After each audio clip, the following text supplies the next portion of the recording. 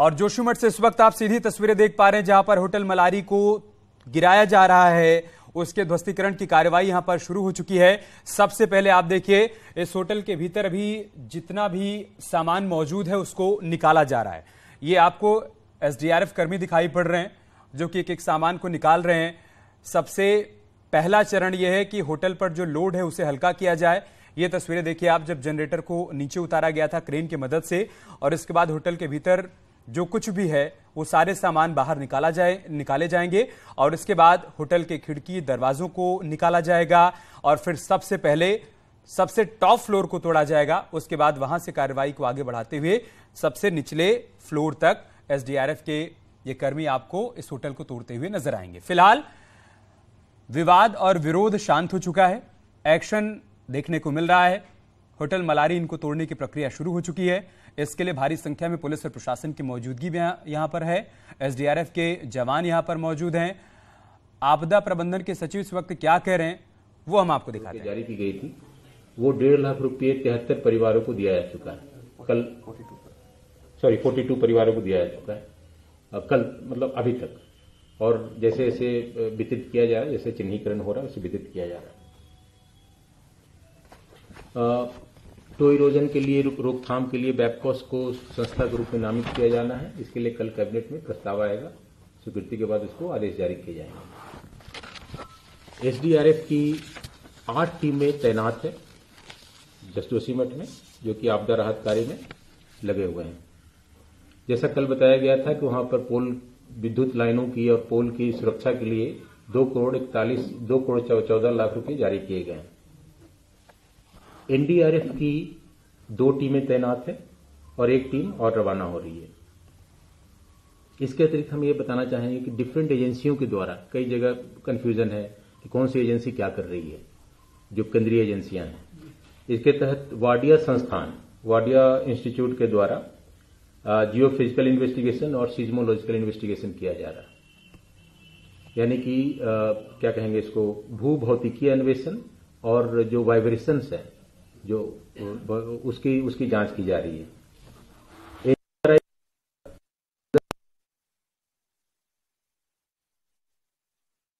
में किस तरह से हाइड्रोलॉजिकल स्थिति है, वाटर चैनल्स हैं और प्रकृति क्या है, अंदर के जो सॉइल लेयर्स हैं उसके बारे में पता लगाया जाएगा। आईआईटी रुड़की के द्वारा जियो टेक्निकल भू भौतिकी अध्ययन किया जा रहा है, जिससे भारण क्षमता, सॉइल का स्ट्रेंथ, ये सारी चीजें पता चलेगी। आईआईआरएस के द्वारा सैटेलाइट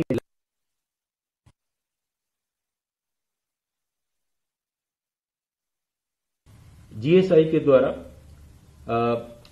जियोलॉजिकल स्टडी की जा रही है, जोशीमठ की भी, और जो हमने भूमि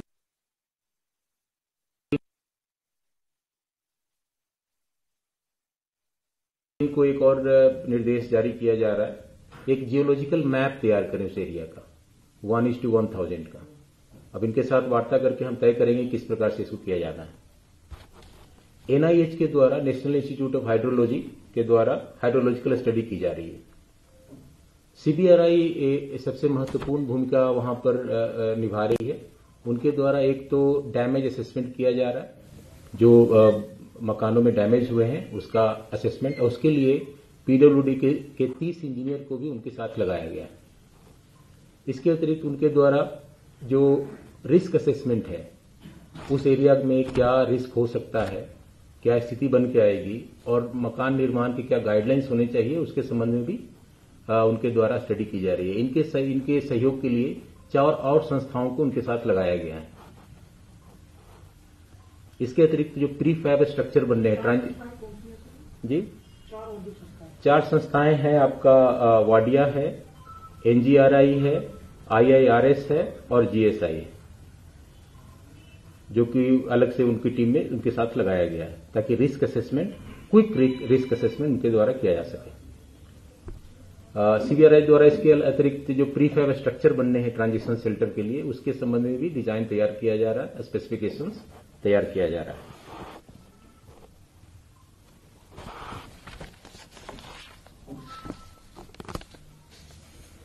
तो ये आज तक की जो कार्रवाई है। इसके अतिरिक्त अवगत कराना चाहेंगे, जो अभी हमें सूचना मिली है कि वहां पर डेमोलिशन का कार्य प्रारंभ हो गया। जो 2 होटल के डेमोलिशन का कार्य होना था वो प्रारंभ हो गया। जी सर, एक बात सामने आ रही थी कि अब वो फैब्रिकेटेड जो भवन बनाए जाएंगे अब नहीं बनाए जाएंगे, उसके बदले मुआवजा दिया जाएगा, ऐसा है? देखिए, हम ऑप्शंस रख रहे हैं। एक तो ट्रांजिशन शेल्टर, अभी हम होटलों में होम स्टेज इनको आइडेंटिफाई किया हमने, तो उसके ऑप्शंस के रूप में एक हमने सोचा है कि कुछ ट्रांजिशन शेल्टर प्रीफैब स्ट्रक्चर बनाए जाएं, जिसमें कि अगर मान लीजिए कम पड़ते हैं, परिवारों की संख्या ज्यादा होती है, तो इन होटलों के साथ साथ वहां भी रखा जा सके, नंबर 1। नंबर 2, जब हमारा राहत पैकेज फाइनल तैयार होगा उसमें हम सारे ऑप्शंस खुले रखेंगे जिनको घर लेना है। आपदा प्रबंधन सचिव रंजीत सिन्हा को आप सुन रहे हैं, जिन्होंने बताया कि अभी तक क्या क्या कदम उठाए गए हैं, किन एहतियातों के साथ 2 होटल्स को गिराने के काम की शुरुआत हो गई है। सबसे पहले मलारी इन को गिराया जा रहा है और ये मौके से तस्वीर लगातार न्यूज 18 पर हम आपको दिखा रहे हैं। मलारी इन होटल जो ध्वस्त करने की इसकी प्रक्रिया शुरू हो गई है। हालांकि इसको ध्वस्त करने में मैकेनिकल पूरे तरीके का इंतजाम हो रहा है, तरीके का इस्तेमाल हो रहा है, क्योंकि इसे ध्वस्त करने के लिए चरणबद्ध तरीके से एक फ्लोर को पहले खाली करवाया जा रहा है और उसके बाद इसे तोड़ा जाएगा। इसे ध्वस्त एक साथ नहीं किया जा सकता, क्योंकि इसके आसपास कई और इमारतें हैं, इसके पीछे और पहाड़ों के नीचे भी कई और बसावट है, तो नुकसान लोगों को पहुंच सकता है, उनके घरों को पहुंच सकता है। तो नुकसान कम से कम हो, इसलिए यहां पर इन टेक्निकल बातों का ख्याल रखा जा रहा है। कैमरा 1, कैमरा 2, 2 अलग अलग एंगल से हम आपको दिखा रहे हैं। इस वक्त मौजूद है यहां पर कर्मचारी, अधिकारी, सभी अधिकारियों की मौजूदगी में होटल मलारी इन को गिराया जा रहा है। होटल मलारी इन जो कि 2011 में इस होटल का निर्माण हुआ था, 7 मंजिला ये होटल है। काफी सुविधाएं इस होटल में अभी तक सैलानियों को मिला करती थी। ये जोशीमठ बस स्टेशन से लगभग 1 किलोमीटर की दूरी पर यह होटल, लेकिन अब यह होटल इतिहास के पन्नों में समा जाएगा। होटल के मालिक से थोड़ी देर पहले जब बातचीत कर रही थी हमारी सहयोगी न्यूज 18 संवाददाता, जब बात कर रही थी तो उन्होंने बताया कि किस तरह से ये बहुत कठिन फैसला है, क्योंकि उन्होंने अपनी जिंदगी की सारी कमाई इस होटल के निर्माण में लगा दी थी और अब ये होटल टूट रहा है। उनका ये भी कहना है कि नगर पालिका ने पहले ये जानकारी नहीं दी थी कि आपदा वाले क्षेत्र, आपदा वाली जमीन के अंतर्गत उनका ये होटल आ रहा है जब बनाया जा रहा था, और अब इसे तोड़ने का फैसला लिया गया क्योंकि दरारें पड़ गई हैं और ये होटल दूसरे मकानों के लिए भी खतरनाक हो सकता है। इसलिए उन्होंने लोगों को दिक्कत ना हो, खतरा ना बढ़े, इसलिए अपने होटल को गिराने के फैसले को मंजूरी दी है। सरकार के इस फैसले के साथ वो खड़े हैं। तस्वीरें लगातार हम आपको दिखा रहे हैं। मलारी इन को ध्वस्त करने की प्रक्रिया शुरू कर दी गई है। हमारी सहयोगी चांदनी धवन इस वक्त हमारे साथ मौजूद हैं, जोशीमठ में ही मौजूद है। हर एक तस्वीर हम तक आप तक पहुंचा रही है। वहां पर लोगों की क्या पीड़ा है, क्या तकलीफ है, वो भी हम देख रहे हैं, समझने की कोशिश कर रहे हैं। बहुत मुश्किल होता है जब इस तरह से एक पाई जोड़कर अपने सपने को पंख देने की कोशिश होती है, उसे एक आकार देने की कोशिश होती है, और वो बनकर तैयार हो गया था। लेकिन अब देखिए किस तरह से एक ही झटके में इसे तोड़ा जा रहा है, हटाया जा रहा है। और आज जोशीमठ में जो कुछ हो रहा है, सैकड़ों हजारों की तादाद में लोग प्रभावित हो रहे हैं। चांदनी का रुख कर लेते। चांदनी, बहुत ही एहतियात के साथ एक कदम आगे बढ़ाया जा रहा है, एक फ्लोर को खाली करवाया जा रहा है। अलग अलग तस्वीरों में भी हम दिखा रहे हैं अपने दर्शकों को कि कैसे पहले छत पर रखे गए सामान को हटाया गया, जनरेटर हटाया गया, और भी जो इक्विपमेंट्स लगे हैं उन्हें क्रेन के जरिए से होटल से बाहर निकाला जा रहा है। बताएं जरा कि अभी जो प्रक्रिया है कहां तक पहुंची है और आज कितने बजे तक यहां पर काम चलेगा, क्योंकि पहाड़ों पर जैसे ही अंधेरा होता है तो काम और ज्यादा मुश्किल हो जाता है। बिल्कुल मेनका, सबसे पहले आपको ये बता दूं कि जो एसडीआरएफ एनडीआरएफ की टीम है वो मलारी इनमें ऊपर पहुंच चुकी है। सबसे ऊपर वाले तल पे आप देख सकते हैं कि जो एक्सपर्ट की टीम है वो भी यहां मौके पर पहुंच चुकी है और ऊपर से ही हर एक हिस्से को देखा जा रहा है। और ऊपर पानी की टंकी भी रखी हुई है, एक बड़ी टंकी रखी हुई है, उसको भी वहां से हटाया जाएगा। यानी कि जो होटल पे लोड है उसे पहले धीरे धीरे करके कम किया जा रहा है। जो एक्सपर्ट की टीम यहाँ पर मौजूद है वो एक हिस्से को, उसकी बारी को भी वहां पर नोट भी कर रही है, क्योंकि होटल मलारी इन के जस्ट नीचे बहुत सारे मकान हैं, क्योंकि पहाड़ों में घर जो है वो पहाड़ों पर होते हैं, तो होटल इन मलारी इन के नीचे और माउंट व्यू के नीचे भी कई सारे ऐसे ठीक है, मकान उसे हैं इस तरह से समझ सकते हैं कि सीढ़ी नुमा स्ट्रक्चर होता है पहाड़ों पर, तो ऊपर एक बसावट है तो ठीक उसके नीचे भी दूसरी बसावट होती है, क्योंकि वो सीढ़ी नुमा स्ट्रक्चर होता है पहाड़ों पर। तो ऊपर का अगर कोई निर्माण टूटता है तो उसका मलबा नीचे आ सकता है, नीचे की बसावट मकानों पर वो मलबा गिर सकता है। तो ऐसे में बहुत ज्यादा यहां पर एहतियात रखने की जरूरत है।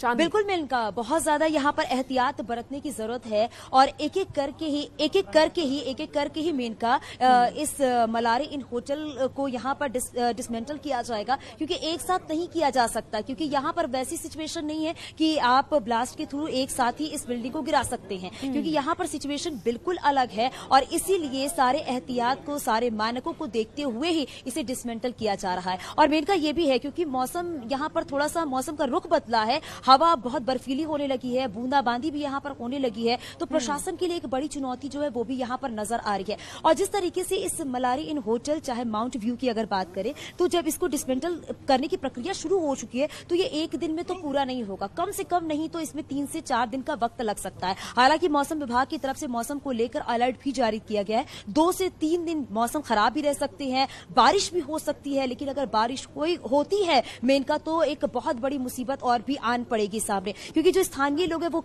उनका बार बार यही कहना है कि नरसिंह भगवान करें कि यहाँ पर बारिश ना हो। अगर बारिश होती है तो मुसीबतें लोगों के लिए और बढ़ जाएंगी, क्योंकि दरारें बहुत ज्यादा मोटी होती चली जा रही हैं। इसीलिए जो स्थानीय लोग हैं वो इस बात से भी चिंतित है। हालांकि कल रात में बारिश हुई थी, आज सुबह भी बारिश हुई, उसके बाद मौसम थोड़ा ठीक हुआ, लेकिन वापस से मौसम में बदलाव जो है वो यहाँ पर देखने को मिल रहा है और ये एक बहुत बड़ी चुनौती जो है वो यहाँ पर देखने को मिल रही है। और जो मलारी इन आप देख रही है मेनका, इसके ठीक नीचे भी कई सारी ऐसी मकाने हैं जिसमें दरारें इस कदर पड़ चुकी हैं कि वहां पर बिल्कुल भी जाया नहीं जा सकता। वो खतरे के निशान की जैसा है बिल्कुल, अगर वहां पर जाते तो खतरा जरूर हो रहा है यहाँ पर। और इस होटल को भी देखकर यही साफ तौर पर कहा जा सकता है कि अगर अभी एहतियात नहीं बरती गई, अभी कोई एक्शन सही से नहीं लिया जाता तो शायद आगे के लिए बहुत ज्यादा मुसीबत खड़ी हो सकती थी। आगे ये भी बताएं कि होटल अभी खतरे की जद में है, दरार पड़ चुकी है और काफी अलग हो चुका है होटल का ये हिस्सा।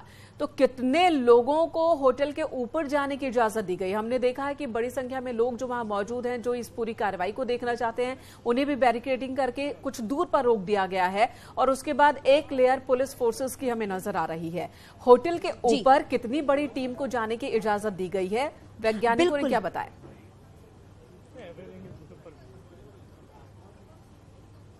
मेनका जो ऊपर होटल के ऊपर जो देख रही हैं आप, वो एसडीआरएफ, एनडीआरएफ और एक्सपर्ट की टीम वहां पर मौजूद है।